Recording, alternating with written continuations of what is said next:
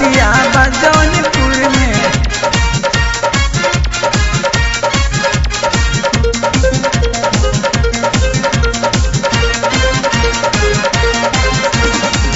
बोल में बाटे मिश्री घोराइल, प्यारे रग रग में बाटे समाइल।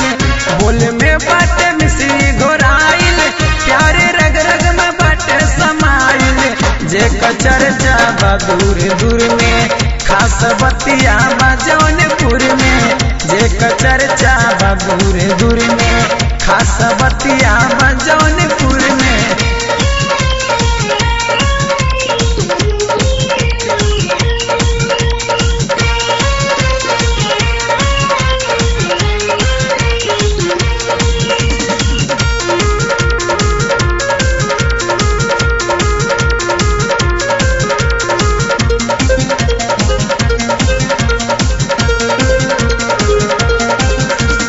बलिया बनारस फेल भइल बा, एहू में ना सुरूर बा।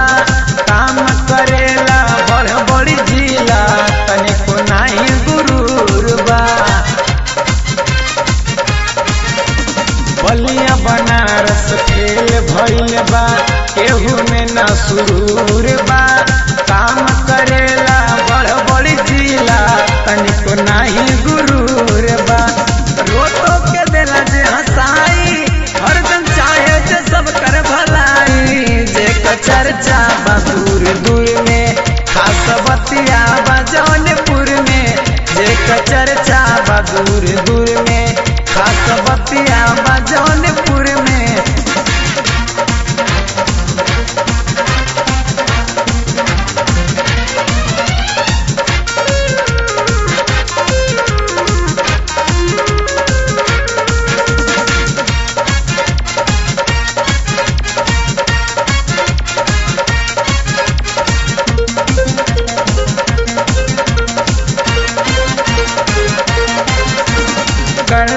राकत शाहगंज फेमस बा बड़ी दूर में। रवि किशन के जैसन हीरो जन्म यही दूर में। करक राकत मुक्तिगंज फेमस बा बड़ी दूर में।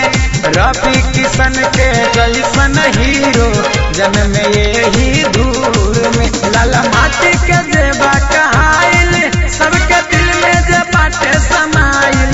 जे चर्चा बा दूर दूर में, खास बतिया बा जौनपुर में। जे चर्चा बा दूर दूर में, खास बतिया बा जौनपुर में।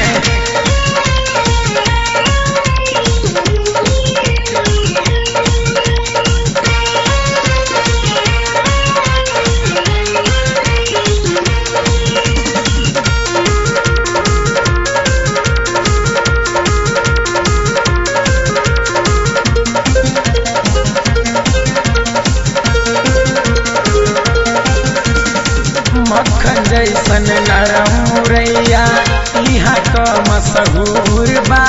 मंजू के गीतिया में अंशु, माइकल के ही सुर बा। मक्खन जैसन नरम मुरैया यहाँ का मशहूर बा। मंजू के गीतिया में अंशु, आनंद के ही सुर बा। सन यूपी के जहाँ जगमगाइल, हर शहर में जौनपुर जनाइल।